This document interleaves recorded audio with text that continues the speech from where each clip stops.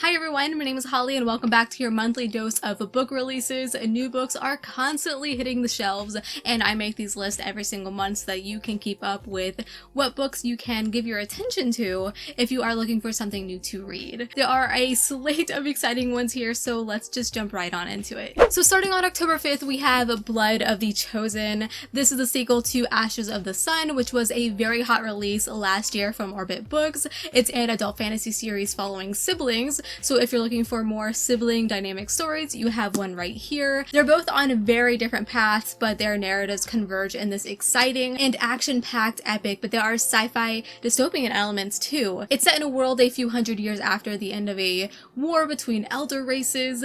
The series has a lot going for it, and let's be honest, Jingo Wexler is a writing veteran, so highly recommend checking it out. The Death of Jane Lawrence. I mentioned this one in my previous video, which was my fall TBR, because I will in fact be reading it. There is no doubt in my mind. It's an adult gothic horror novel in the same vein as Mexican Gothic. In fact, that's what it's being compared to. It's following a woman trapped in a creepy manor as some strange and gruesome things begin to occur. It's a really creepy world I myself cannot wait to get stuck into. I'm keeping this one short because you will get a review from me soon, so be sure to subscribe and ring that bell if you are interested.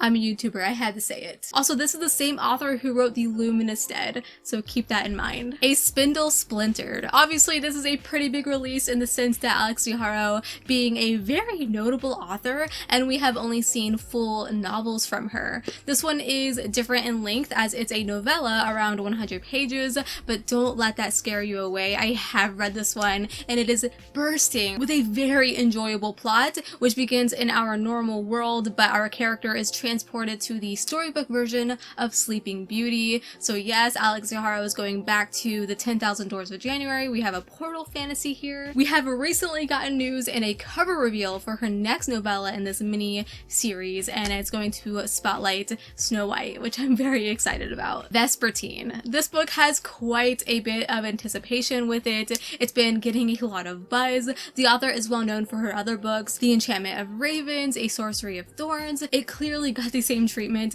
with the Charlie Bowater artwork for the cover, but the story is very different as there is no romance, which speaks my love language. No romance. I'm very excited about that. It sounds like a very fresh take on some darker elements. It follows a nun who cleanses the bodies of the deceased so their souls pass on, but when her coven is attacked, she has no choice but to awaken an anxious spirit bound to a saint's relic in order to save it. I think this sounds like a perfect fall read, a perfect October read. It deals with a lot of death, so I'm very excited to get to it. Luminous. The author of Crown of Coral and Pearl has created another world, a new YA fantasy also hitting shelves on October 5th. This one is following a character who has kept her magic a secret. Because in this world, if you have magic, you will be hunted down by the King's Warlock. The magic system involves a witch or mage obtaining different types of magic, so we have some nice variety to look forward to. Visually, the cover has a great look to it. The story sounds solid, so if you're looking for a new YA fantasy,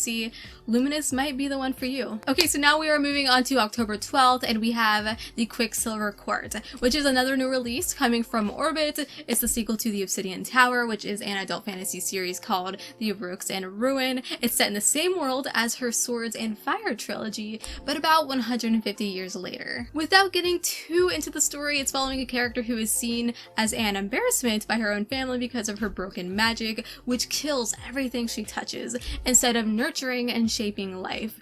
I do plan to read its first book before the year ends, so maybe you'll see a review from me very soon. So October 19th is our biggest release day of the month, starting with one of my most excited books, which is Isolate. I am pretty interested in this one because I think it sounds right up my alley. It's the first book in a gas lamp political fantasy series called The Grand Illusion. So there's steam-based cars, trains, factories, described as a classic steampunk world. We have what are known as empaths in this story, which I'm assuming where the fantasy element comes in. It just has a really cool and unique visual style to it, which is why I'm really excited for it. This one is coming from Tor, so be on the lookout for it. Little Thieves, a very highly anticipated book in the YA community that is already being very well received. Makes sense, especially with all the style and flair that is this beautiful cover. It is supposedly a fresh take on the retelling of the Goose Girl, but it's from the point of view of the anti-hero. Sounds like my kind of book. It follows a thief who has taken over the princess's identity and is about to be married off to a man she hates. It's a fairy tale of a darker kind, full of twists, action, hurt, and love, with lots of snark and imagination. I definitely expect to see this one making its rounds within the book community. And then we have Flowers for the Sea. This is a short debut novella coming from Tor. It's one I've read actually, and it follows a woman who lives on this big ship amongst other survivors. It's kind of like a Noah's Ark sort of deal. Her whole family has been brutally taken away from her and she is now pregnant, but she's unsure what her baby is going to be.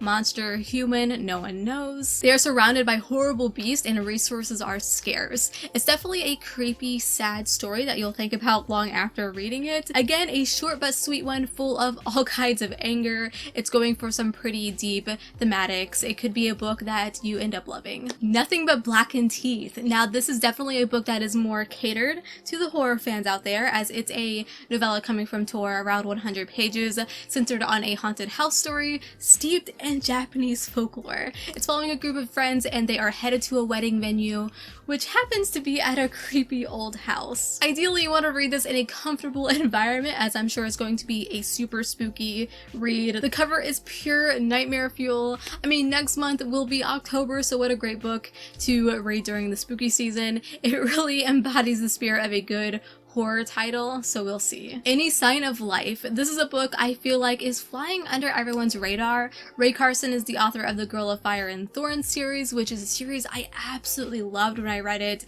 years ago, and she's back with something totally different. This is a YA sci-fi slash dystopian, kind of like post-apocalyptic, following a teenage girl who thinks she is possibly the last person on Earth and she needs to try to survive. It actually reminds me of how The Walking Dead begins. She wakes up connected to an IV and realizes she's alone, which is how like Rick Grimes finds himself in the zombie apocalypse. This isn't a zombie book, but yeah, I'm very excited to read more from this author. This is definitely high on my list. The Color of Dragons. I feel like I am always talking about an R.A. Salvatore book, but we have yet another new release by him, and he is co-writing with another for this release. This is a bit of a fantasy romp, I guess, through a medieval-like world.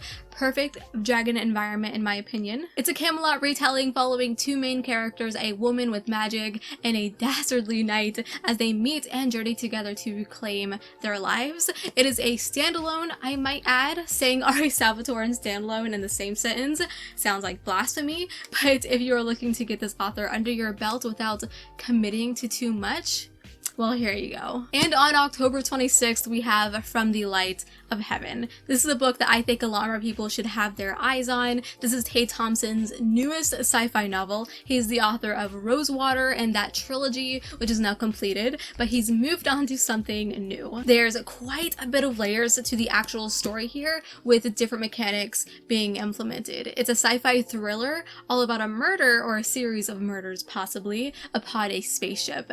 Very excited for this one. It sounds like it has a lot of potential, so all of you sci-fi buffs out there, add this one to your TBR. And that is going to do it for my list. Again, October is bringing quite the slate of new books, a lot of really cool titles coming. Which ones are you most excited for? Tell me some new October releases that I didn't mention, because there are definitely a lot of them. Thank you so much for watching. Subscribe if you'd like to see more from me. Again, I do these every single month, so until we meet again, happy reading.